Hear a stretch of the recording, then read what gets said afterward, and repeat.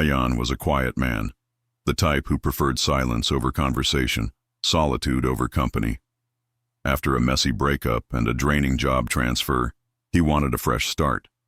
He found it in a cheap third-floor apartment in a building that looked older than the city itself.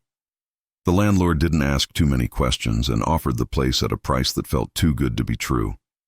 The walls were chipped, the ceiling slightly stained, but it was clean, quiet, and most importantly, empty. Except for one thing. In the bedroom, bolted to the wall like it had been part of the structure for a century, stood a tall, antique mirror. The glass was slightly smudged, with a faint haze that never quite disappeared, even after he wiped it down. The frame was ornate, carved with swirling patterns of vines and eyes, dozens of them, each detailed and lifelike, as if the mirror wasn't just for seeing, but for watching. The landlord had shrugged when Ayan asked about it. "It's been there since before I bought the place. Tried to remove it once, but it's fused to the wall. Better to just leave it. Adds character, eh?" Ayan didn't argue. He wasn't superstitious. The first week passed uneventfully. He got used to the creaks of the old floorboards and the slow hiss of the radiator. He even began to enjoy the way the morning sun hit the mirror just right, making the room glow softly with golden light. But on the seventh night, something changed. It started around 2 a.m. Ayan had just gotten up to get water. As he passed by the mirror, he caught a glimpse of something, or someone, behind him. A girl, long black hair, pale face, standing just behind his right shoulder. He turned sharply, expecting to see someone in the room, but there was no one. Only his shadow cast on the wall. He checked the hallway, empty. The front door was locked, every window shut tight. He laughed nervously. Sleep deprivation, he told himself. He hadn't been sleeping well, just a trick of the eye. But the image stayed with him. The way the girl's eyes seemed too wide, too dark. Her expression blank, not afraid, not angry, just present. The next night, he avoided looking at the mirror altogether. Still, as he lay in bed, the room completely dark except for the glow of his phone charging, he felt something off, a sensation like being watched. It wasn't loud or dramatic. It was subtle, insistent, a quiet discomfort that grew with every tick of the clock. At 3:14 a.m., he heard tapping, faint like fingernails against glass. Tap, tap, tap. He sat up, heart pounding, listening closely. It wasn't coming from the window. It was coming from the mirror. He turned on the light, but nothing was there. No girl, no marks on the glass. But the feeling was stronger now, that someone was on the other side waiting for him to notice. He covered the mirror the next day with an old bedsheet, draping it over the entire frame. The room immediately felt better, less tense. That night, he slept soundly for the first time in days, until 3:14 a.m. The tapping returned, this time louder. He sat up in the dark. The sheet was still over the mirror, but he could see the fabric shifting slightly, as if something was pressing from the other side. He wanted to believe it was the wind, maybe a draft, but he knew better. There were no open windows, no air vents nearby. And then he heard breathing. Slow, soft, shallow breathing. Not his own, coming from behind the sheet. He didn't sleep that night, and when the sun rose, he found faint handprints pressed against the inside of the mirror, as if someone had been trying to get out. Ayan had never been a believer in the supernatural. He scoffed at ghost stories, dismissed anything he couldn't see or touch. But the girl in the mirror was changing that. Every night, she grew bolder. The tapping turned into knocking. The handprints on the glass multiplied.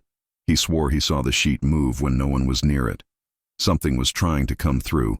Something was aware of him. He decided to record everything. That night, he placed his phone on a chair facing the mirror.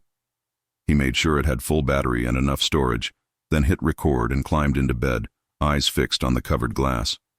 The room was silent for hours. Then, at 3:12 a.m., the tapping started again. Tap, tap, Tap. Then nothing.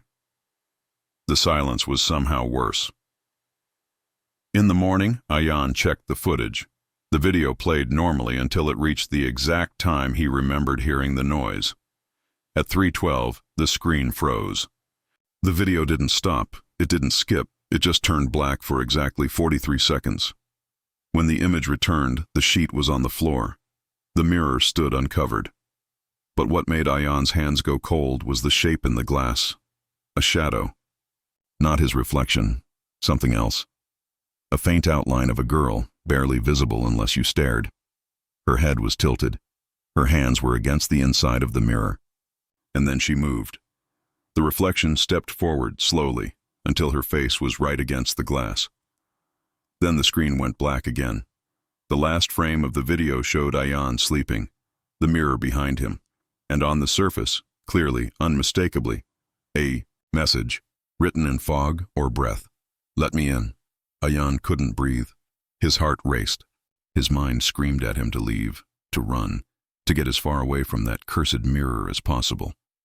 But something inside him was frozen. He needed answers. He needed to understand what he was dealing with. That evening, he examined the mirror closely, looking for anything he might have missed. And there, barely visible along the bottom of the frame, carved into the wood, were words so small and faded they looked like scratches. "Don't let her out." Not "don't break the mirror." Not "stay away." Just those 5 words. He stared at them, repeating them under his breath like a chant. "Don't let her out. Don't let her out." That night, he didn't sleep. At 3 a.m. he heard her again, breathing. The knocking began, faster now, more frantic. The sheet had slipped halfway off the mirror. He didn't remember touching it. The glass began to shimmer, slightly, like water rippling in the moonlight. He reached out to pull the sheet back over it, and froze. Her hand was already there. On the other side of the glass, a pale hand pressed to match his own. Only hers was colder, trembling with something. Between hunger and hope, her eyes met his. Deep, endless voids that spoke of places beyond human understanding. Her lips moved. "Please." Ayan stumbled back. Breath caught in his throat. He tried to look away, but something pulled at his thoughts, his emotions, twisting them. He felt sorrow, loneliness, desperation. She wasn't just a ghost. She was trapped, begging, pleading. He should help her, shouldn't he? But the words came back to him like a scream inside his head. "Don't let her out."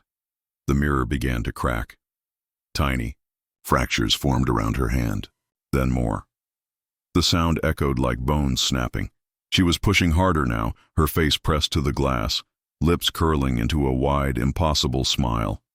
The last thing Ayan saw before the mirror shattered was his own reflection, frozen, terrified, and another figure behind it, stepping forward into his world. By the time the neighbors called the police 2 days later, the apartment was empty. The door was locked from the inside. No sign of Ayan, just the shattered remains of the mirror. And a smear of red across the floor. No one has lived there since. But sometimes when the hallway is quiet, tenants say they hear knocking from behind the walls, and if they bring a mirror into that room, someone else is already looking back.